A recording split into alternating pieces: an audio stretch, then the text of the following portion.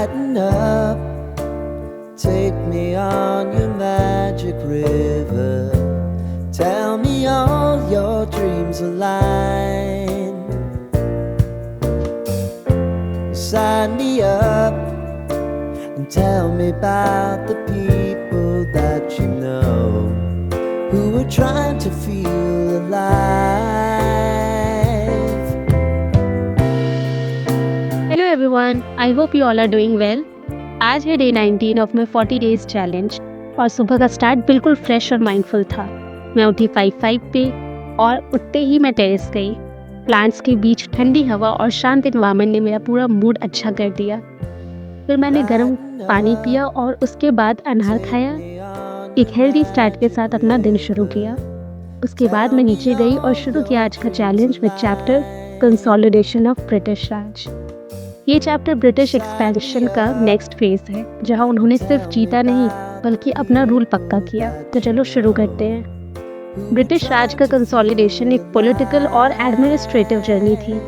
1858 के बाद जब क्राउन रूल इस्टेब्लिश हुआ, ब्रिटिश ने इंडिया में अपनी अथॉरिटी को और स्ट्रॉन्ग करना शुरू किया। कंपनी के रूल के खिलाफ रिवोल्ट हो चुका था, लेकिन अब उनका फोकस था स्टेबिलिटी और कंट्रोल। सबसे पहले बात करते हैं पॉलिटिकल रीऑर्गेनाइजेशन की।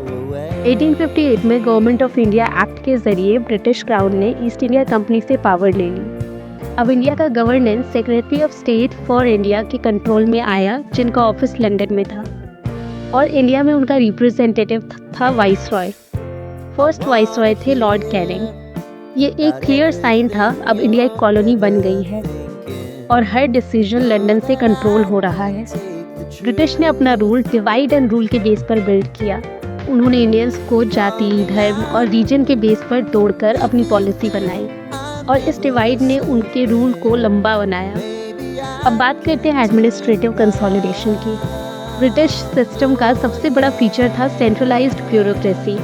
एक इंडियन सिविल सर्विस इस्टेब्लिश किया गया, जहां सिर्फ बेस्ट ब्रिटिश ऑफिसर्स ही सेलेक्ट होते थे। इंडियंस को थ्योरेटिकली एंट्री दी गई, लेकिन प्रैक्टिकली उन्हें दूर रखा गया।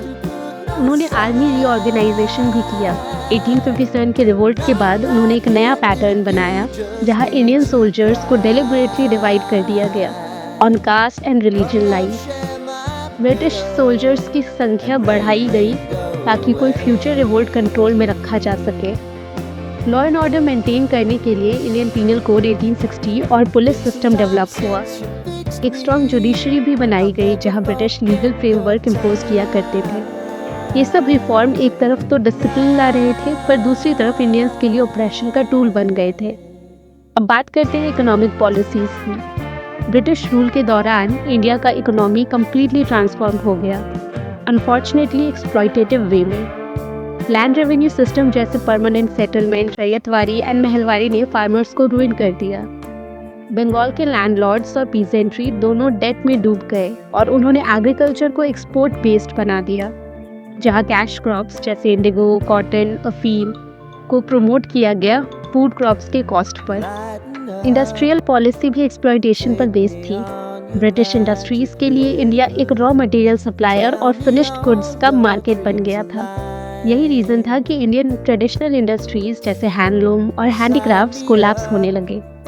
रेलवेज, पोस्ट और टेलीग्राफ, ये सब डेवलपमेंट प्रोजेक्ट्स लगते थे, लेकिन इनका पर्पस था ब्रिटिश आर्मी को मूव करना और रॉ मटेरियल्स को पोर्ट तक ले जाना। एक तरह से इंफ्रास्ट्रक्चर उनके कंट्रोल का बैकबोन बन गया। कल्चरली भी ब्रिटिश अपना इन्फ्लुएंस कंसोलिडेट कर रहे थे। एजुकेशन सिस्टम को एंग्लिसाइज्ड बनाया गया। मैकॉले मिनट्स 1835 के बेस पर इंग्लिश एजुकेशन स्प्रेड हुई। ऑब्जेक्टिव था अ क्लास ऑफ इंडियंस क्रिएट करना, which is Indian in blood and color but English in taste। यही क्लास बाद में आयरॉनिकली नेशनल मूवमेंट का बैकबोन बन गई और रिलीजन और कस्टम्स के नाम पर उन्होंने सोसाइटी में रिफॉर्म्स को सेलेक्टिवली इंट्रोड्यूस किया, जैसे अबॉलिशन ऑफ सती 1829 और विडो रीमैरिज एक्ट 1856। पर इन रिफॉर्म्स के पीछे भी उनका पॉलिटिकल एजेंडा ही था, सोशल कंट्रोल के थ्रू लेजिटिमेसी बनाना।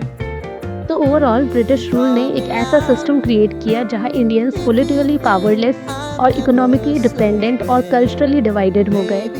लेकिन यही ऑपरेशन बाद में अवेकनिंग का सीड बन गया। और इंडिया ने नेशनलिज्म के फर्स्ट स्पार्क इसी फेज में फील किया। आज के चैप्टर से हमने जाना ब्रिटिश ने रूल बनाया कंट्रोल के लिए, पर उन्होंने अननोइंगली एक यूनाइटेड इंडियन आइडेंटिटी भी जगाई। शाम तक मैंने अपने चोर्स कंप्लीट किए और डिनर में बनाया उपमा, सिंपल, वार्म और बिल्कुल कंफर्ट वाली मील। आज फॉर सम रीज़न पूरे दिन बहुत डल फील हो रहा था। So me and my friend decided to do coloring to fix my mood. So we chose our favorite mandala drawing and started coloring it. मेरी फ्रेंड ने तो कलरिंग फिनिश कर लिया बट मैं बहुत स्लो थी। So I will continue this tomorrow. Colouring session के बाद बहुत बेटर फील हुआ और उसके बाद दिन के एंड में मैंने 20 मिनट्स टाइपिंग प्रैक्टिस की। मैं ट्राई करती हूँ कि टाइपिंग हर रोज़ ही प्रैक्टिस करूँ और उसके बाद मैंने थोड़ा जर्नलिंग किया और लिखा। हर दिन एक रिमाइंडर होता है कि प्रोसेस ही प्रोग्रेस है। सो दोस्तों, ये था मेरा डे 19। आज का लेसन था पावर सस्टेन करने के लिए प्लानिंग और पेशेंस दोनों चाहिए और हमें अपने गोल्स के लिए वही फोकस चाहिए जो ब्रिटिश ने अपने एम्पायर के लिए दिखाया था। बस डिफरेंस इतना है कि हमारा पर्पस कंस्ट्रक्टिव है और उनका डिस्ट्रक्टिव था। कल मिलते हैं डे 20 के साथ नए चैप्टर और नए लर्निंग्स के साथ। Till then stay discipline, stay kind और अपने गोल्स से लॉयल रहो, बिकॉज ग्रोथ भी एक आर्ट है और तुम अपनी लाइफ के आर्टिस्ट हो। Bye bye.